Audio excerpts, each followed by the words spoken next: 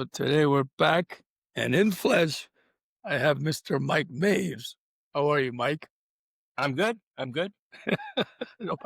Everybody was asking about you. I Yeah. posted a one of your old videos, the Yeah. move, right? So Right. Right. Yeah. all of a sudden, guys like, where is he? I'm like, well, he's around. He says, yeah, and I mean, we haven't spoken since. I mean, you were my first ever interview. Yeah. First ever That's great. interview, Yeah. 2010 circa. So Yeah. that was quite a while ago. Yeah. And I want to thank you for that. That Oh, you're helped me greatly. welcome. Helped me It launch was the whole fun. thing. And yeah, and so people kept asking, like, what is he? All right, well, I said, we're going to be talking to him soon. And here we are. Yeah. Oh, that's good. That's good. Yeah. So So let's talk. the move oh my God, the I got someone texting me I don't know, probably 8 months ago with the whole Larry David on the Curb Your Enthusiasm doing the vertical drop horizontal tuck and Yeah. all that sort of stuff. I go, man, I knew my videos were funny, but I didn't think, yeah. They got all the way to Larry David. Oh, who knows? Who knows? Maybe he's a Paul Berkeley fan, and Yeah, they were. Well, there were a lot of people commenting because I posted a snippet of it on yeah, Instagram, right. and they kept saying they kept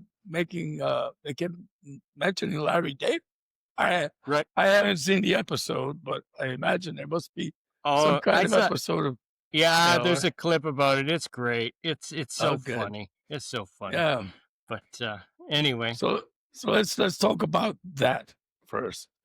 Oh, So you want to know yeah, how all that came to be? yeah, how that whole because um when we're talking about YouTube content, right? Right, right, And back then, YouTube was basically the Wild West. And now right. Yeah. you go on YouTube now, people have producers, Oh yeah. Sure. directors, Sure. editors, and everything comes out exactly Right. you know, Yeah. kind of Well, sanitized, you know? yeah, but the thing is too, we were doing what we were doing and how we started it. Really, there was going to be no anything on YouTube.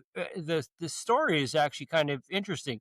I had when my son was born, prior to the year before he was born, I was playing like 125 rounds of golf a year. Playing in yeah, I played in the Ontario match play and the Ontario amateur and some things like that. So I was a little bit better than scratch golfer and loving it. And but all of a sudden I was going to be a dad, and I'm going, "Ooh, this is I don't know if I can go down to playing 30 rounds a year." I was pretty fanatical about it, and I quit. I just quit cold turkey. So I was an insurance broker. I worked in our family business, and the only thing I played in was insurance company scrambles and things like that. Corporate Yeah, events and things like yeah, that. So yeah. they'd pair me up with some non golfers, and we'd go do a scramble. It was always fun, but that was all I was doing.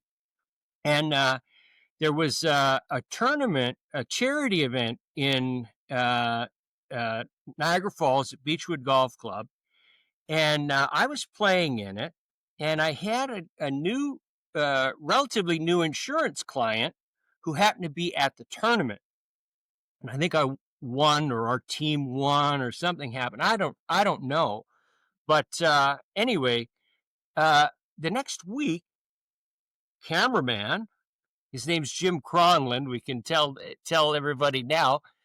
I barely knew Jim, but he came into my office, and he said, I hear you hit a golf ball pretty good." And I said, "Well," I said, I did really hit a golf ball good 10 years ago, but I don't play a lot." And he said, "Well, I don't know about that.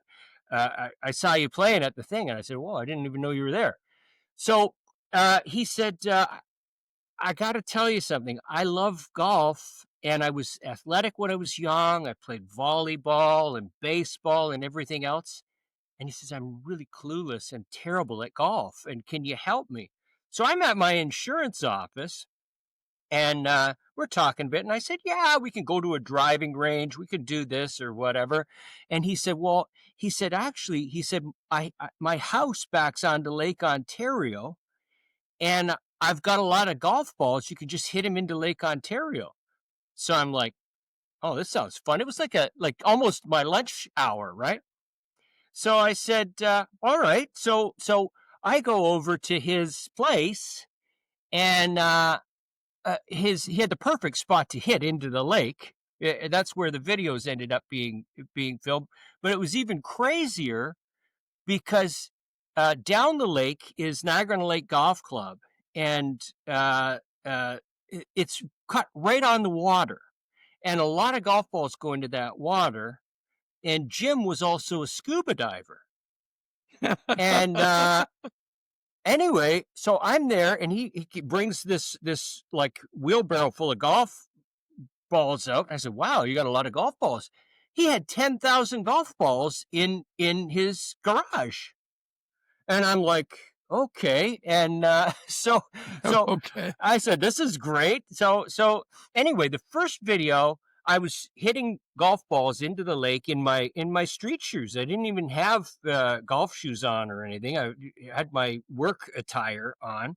So I start hitting the golf balls into the lake and talking to him about a little bit about what to do. And he says, he says, I'm going back to the house. I'm going back to the house. I said, okay, what are you doing? He says, oh, I gotta get a camera. I gotta get this. I said, I said, Jim, don't bother with the camera, man. I said, this is fun. I'll come back. We'll do it again. This is, I don't get a chance to do this kind of thing. And it was close to the office. So anyway, he still goes back and he gets his camera and he starts taking these videos of me. And the first video that I put up, I said, well, I hadn't seen my swing on film in 10 years, right? So I said, well, let me have a look at that. So I said, wow, that's kind of cool. I said, can you give me a clip of that? And it was just like 10, 15 seconds long or whatever. And I had a lot of friends in golf that hadn't seen me in golf and had, you know, I'm wondering who's out there floating around and might see this and get a chuckle out of it, right? So I posted it up, and it was like 15 seconds, 20 seconds, and I put, I think the caption was, Ben Hogan, Mo Norman move or something like that with a question mark, like a question mark. And I'm thinking, I'm going to wait and see if, some of the guys that I used to play golf with are floating around and see this. Cause I mean, YouTube wasn't saturated with golf content then either, right? So anyway, I put that up there, and I didn't think about it. And I had my last name is Maves, and my dad, he had a company, a shell company that was called Sevam Incorporated. So I thought, well, he's Sevam, I'll be just Sevam something else. So Sevam1. So that's what I used as my YouTube handle, just for I mean, there was nothing, it was just easy to remember, like a username and password kind of thing, right? So that was my handle. But anyway, my none of the guys that I played golf with ever showed up or called me and said, "Hey, I saw your video." So, but I get this email that these people are talking about my video on Golf WRX. And I'm like, well, that's a hoot, right? So I go and this was, I think I put that up there maybe in August of the previous year or whatever. And so it's like January or February, and I'm going, well, they are talking about it. So I just entered into the conversation there about the video, and that thread got kind of going crazy. But what happened was that people were asking all of these questions. And I had come to my thoughts about golf in a different way. I was self-taught and was really into history books, like golf history books and old instruction and stuff like that. And I'd been around a lot of really, really good golfers around Niagara when I was growing up. But I got one. I got one. I want to interrupt you. yeah, You have a degree in history. Is that correct? yeah, I do. Yeah, yeah, Okay. yeah. Mine's I've still got a working. degree in. The mine is Yeah, still working. yeah. That's right. That's right. I have a degree in history, and the so my take on everything was I was coming at it. I was more into old timey instruction, and that those were things that I was passionate about, you know. And so a lot of the things that I was sharing and saying, I mean, are still the same fundamentals today. They just don't express those things the same way anymore. And some things have been kind of forgotten. Things get so technical that you forget about the simple first things that people need to get right. You know, but when I started answering those questions, uh, cameraman wanted me to come back and hit more golf balls and everything. And I said, well, I said, let's do this. We've got these questions that people are asking. We'll try and make the video about something that's actually topical on the thread in Golf WRX. So that's let how. me Yeah, let me stop you one more time. yeah, We got so far. We have a part of the backdrop, right? right. So is the cameraman and the guy asking you the questions one and the same? Yeah, that's him. So it's two people. You and the cameraman That's it. And Casey, the and dog. Casey. Whose Yeah. dog was Casey? Your dog or Yeah, his dog? no, that was Jim's dog. Yeah. Yeah, and of Okay. course that made everything so It added to the yeah, and that absolutely. that created a lot of tension for me because, you know, he would be, I mean, sometimes he'd be chewing on the golf balls, but sometimes he'd be downrange, right? And I'm sitting there going, "Man, you're pretty close. If I skinny something here, Yeah. I You don't don't want to want hurt to hurt Casey, but sure. anyway, the so and he had the oh man, he had the tractor and the whole thing, and sometimes the neighbors would be there, and so the videos too. Some of them the wind was up and it was impromptu and all that because we weren't really there weren't no production value concerns. We just wanted to get the message filmed and shared so the conversation could keep going at Golf WRX.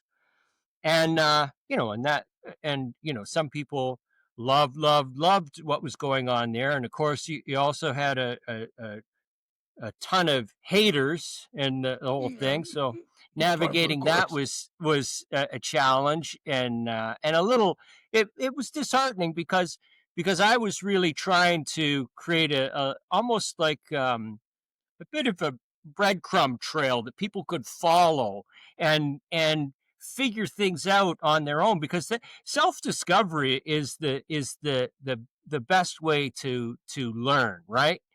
And getting a complete prescription for everything is, you know, I mean, you got to work through everything in golf because Yeah, it's just that's the way the game is, you know. But sure. that's how that all happened. And when that thread got going and going and going, eventually I'll tell you how the book happened.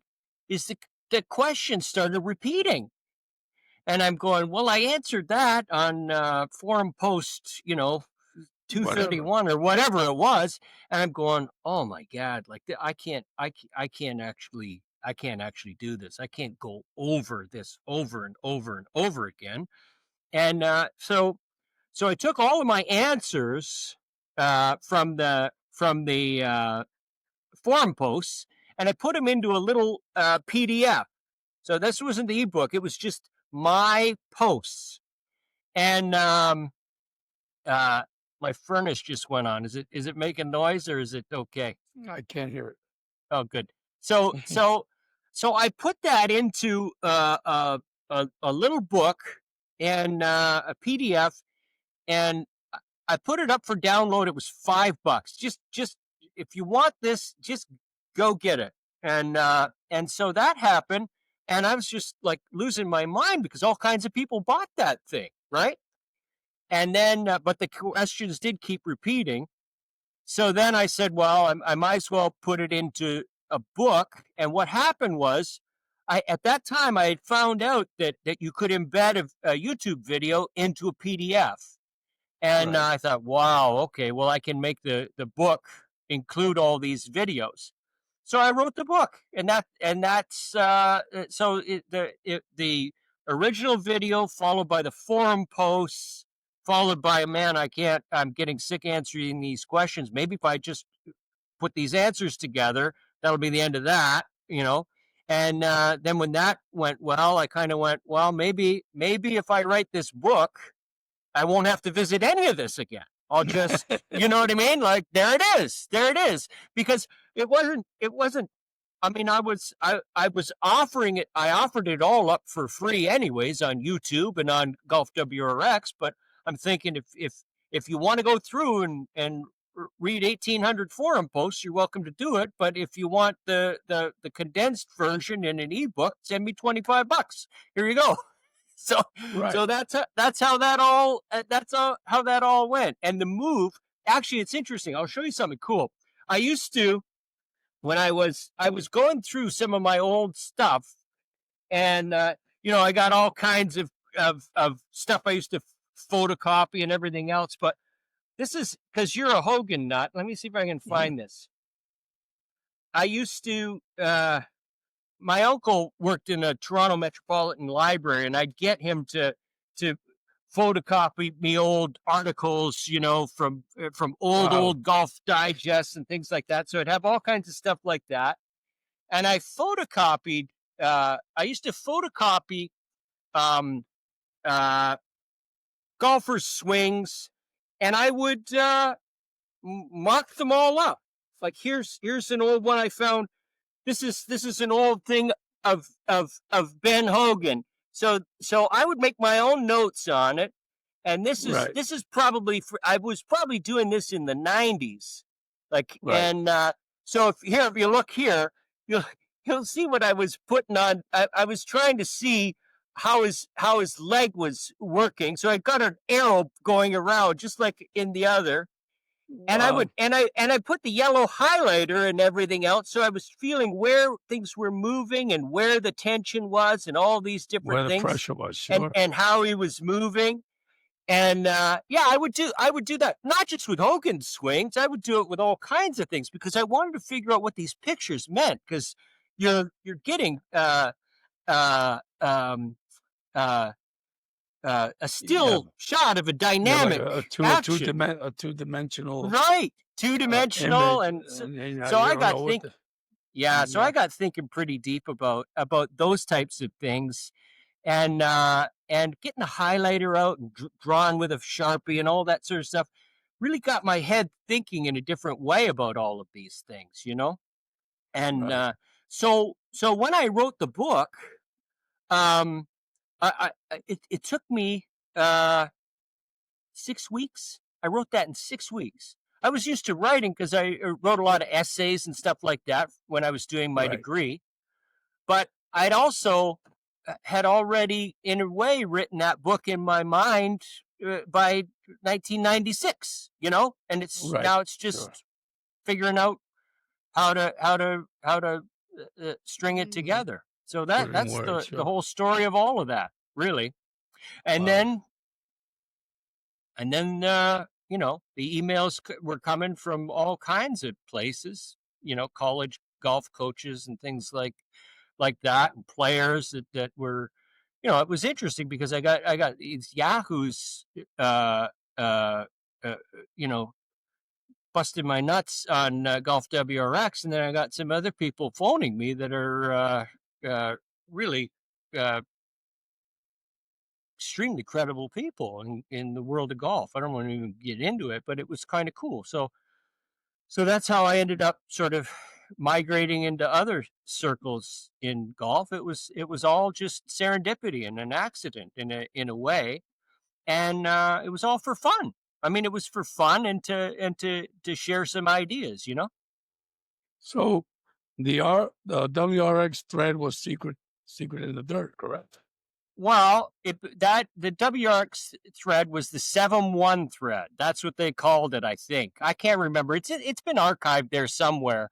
But But the ebook was Secrets in the Dirt. yeah, the Okay, ebook. yeah. I have the ebook. I have the ebook. I just Yeah, don't remember. yeah, I didn't remember which was which. yeah. Yeah, Secret in the dirt, and that was that's part of what had come up in the videos too, right? Because I was talking about ground forces and the pivot and the importance of footwork and so on. I mean, there's lots of ways to swing a golf club.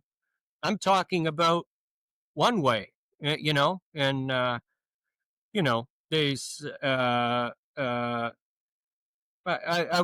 the other interesting thing is I'm a self-taught guy, but I wasn't a teacher. So I was expressing what I could the only way I really knew how to, right? So that sure. that that created There's some interesting things. well, I mean, there's validity in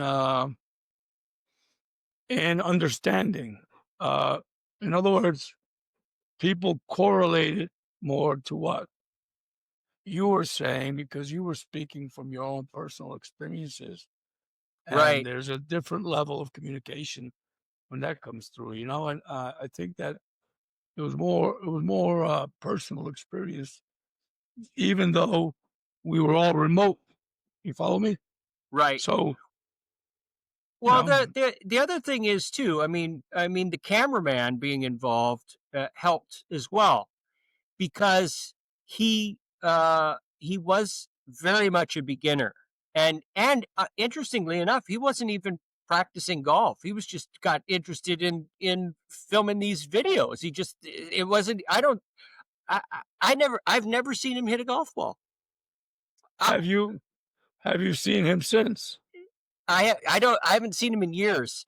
I think I I think heard what'd you hear? somebody posted that he had passed. No, no, I don't believe so, because I think he moved to the out to the east coast of Canada. I think he's living out there, Okay, but okay, yeah. Somebody haven't. posted that. Yeah, I think that maybe Casey died years and years ago, so maybe people were conflating those two things. Yeah, I But mean, Casey's about you get 18 years out of a retriever. yeah, That's yeah, it was a it's sweet. a It was a 100-year-old dog, right? Yeah, it was a sweet dog. The Yeah, but the cameraman being uh, legitimately clueless was helpful yeah. because he was trying to make sense of what I was saying, but he didn't have any real context because he wasn't practicing. He was, I mean, but that helped me to get to the most important points, and get him not thinking about. He'd be bringing up something. I'm going, oh my god, no! Just let's get here. Let's not get distracted with all this other stuff.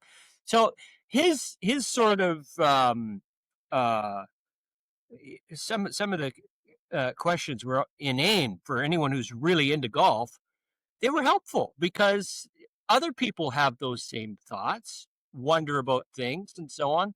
So it got me to focus and not dumb things down, but get more to the tangible, actionable facts to focus on, and so you know, and I like things that are direct, anyways. I mean, it's just let's work on something very specific, right?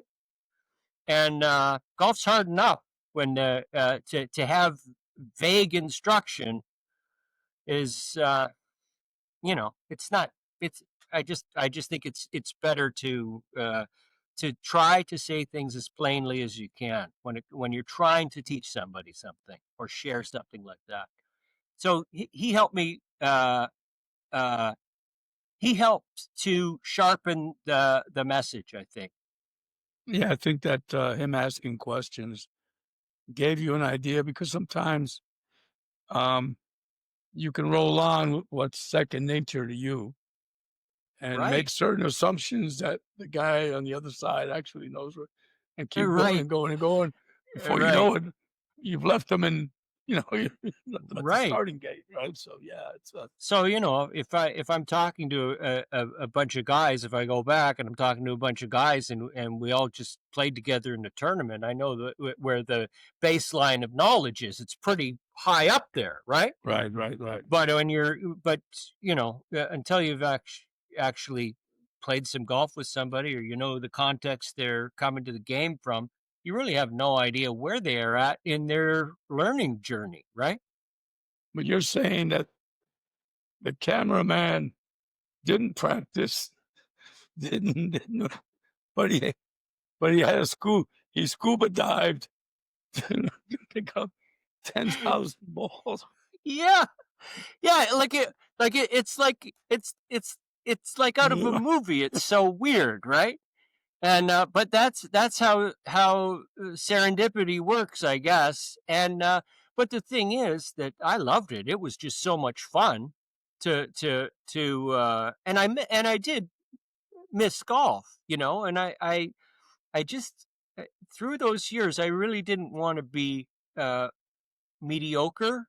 I didn't want to you know, in a scramble, everyone's just expecting me to hit it far and whatever. So the things that I was doing, it was very uh no impact on my ego for those 8 or 9 years where I was barely playing. But if I was trying during that time and not doing very well, that would have been very hard, Well, I mean, watching you stripe it they sounded flush. They were in some, actually, the backyard wasn't too grassy. It was kind of weedy. And then the guy, and you were cutting through that rough like nothing, I remember Well, the one you grabbed the Tony Penn persimmon and hit it off the yeah. deck into the lake. So, you were actually making a nice, uh, There were a few things that I was hitting it well. I had clubs that I loved playing with. I was using old. I had it wasn't a Tony Penna driver. It was a Ben Hogan Apex driver, and I was using the old Hogan power thrusts. I had some of those, so and they were flat and nice, and they were, and so that helped with the sonics of it. So when you have those beefier irons, uh, and you're going to hear it if you don't hit it flush, obviously. But if you're right. hitting it and compressing it, it's going to have a good sound. But I think the other thing is too, the it was easy to hit there, uh, because it was the you're hitting into the lake, right? So I'm actually hitting downhill. So I mean, it wasn't steeply downhill like this, but it was not level. It was just like down, just down. So getting into your left side there was so easy. I A lot just easier, so sure. so there were a lot of things that again, it was just a fluke. It was just like I felt standing where we were and where we were filming. It was it was it wasn't it was just shy of level, but it was just so easy to hit from there, even though the ground looked like patchy. It was a little bit, but I mean, I'm fluffing it up a bit and so on. I mean, Sure, but sure. it was, and one of the other things that was helpful, I think, as well, uh, is while I was talking, and that's one of the things that cameraman. I said to cameraman, I said, we're going to film these things, and we're going to do one run through, and I'm putting it up because one, I don't want to work on it very long. I want to just get to the point and get it filmed. And I want people to know that these are just the swings that I'm making, the good, the bad, and the ugly, and so on. So it didn't feel manufactured, edited, Yeah. blah blah blah. Yeah. Because then it just felt that it would be more honest and legitimate, and people could be more um intrigued by it. Yeah. I mean, if I could describe them, I would say they're the word probably wholesome. It was, Yeah. and Well, entertaining. Entertaining. They were comical. Some of yeah. the questions that guy asked was comical. So, and the Yeah. dog crossing your path. It was all like, Yeah. it was like a Seinfeld episode. Yeah. It was pretty Yeah, good. the intent was pure. Yeah, Our hearts were in the right place about the whole thing, and we were sure. really just it was fun. It was it stopped being fun when it started to feel like work, and that's when I wrote the book. Right, You know what I right. mean? Well, I mean, If it's it gonna feel is. like work, I better get paid. I mean, originally, it just got you back into golf in a manner that was, and then Yeah, it and it became it morphed into something else. Well, even when we I got going with Elk, and we launched the Secret in the Dirt website, and things got going into a whole different level of filming videos and so on. I still wasn't playing golf. I still wasn't was I just really didn't have much time to do anything but what we were doing on the background to try and keep the website up and get these things actually filmed. And I was working with Elk on his game because he was playing the tour, right? So that's him hitting balls, not me hitting balls. But that was a whole other thing. But that's why when we went and we would do clinics, it was very stressful for me because I was not it's one thing to go in front of cameraman, but you know, we're going in doing some of these clinics, and there are a lot of people there. They're there to see we did the one at Pasadena with Elk, and Martin Ayers was at that one. And we did one at Pasatiempo, and I'm doing it. I had to do a clinic with Scott McCarron, Pat Perez, Steve Elkington, and me. And I'm like, hello. I mean, these guys are first of Tour all, players. they're tour players and they're phenomenal. And I'm barely playing golf right now, and I gotta look like I can actually uh, do something. And those all turned out fantastic, and they turned out fantastic mostly because of Elk, because he made me feel so comfortable, and he knew uh, what I would be expected, or I could be expected to do well just stepping off of an airplane without practicing. So he would just hand me a driver and say, "Just go." So and you know, so those clinics all turned out well because I was because he put everything into the most uh, uh, comfortable situation you could imagine uh, for me, because I'm sure he knew what kind of pressure I would have felt in those situations, and how little I was playing. Because I didn't even have when I would go to Houston to Champions Club, I didn't even travel with golf clubs. I would buy a new set of old irons on eBay and ship them to Elk's house, and we would get on. He had a loft line machine right in his place, and I'd get the, and I would just leave him there. Okay. So, so then we'd go do something, and he'd bring the clubs or whatever. So it was if people ever saw what was how everything was going, they would go, man, this is just so. so far from outer space, you wouldn't believe it. So behind the scenes, it was different than what, I mean, to his credit, to Elkington's credit, he, uh, he made it, fail-proof for you. In other words, Yes, exactly, it's taking the exactly. onus, taking it off your shoulders Yeah. and making sure that you performed Oh, well yeah. and things and worked out to the utmost. Now, Yeah. I wanna take a 1-minute, uh, old man prostate break, okay? Yeah, go for it. I'll be right back. Okay.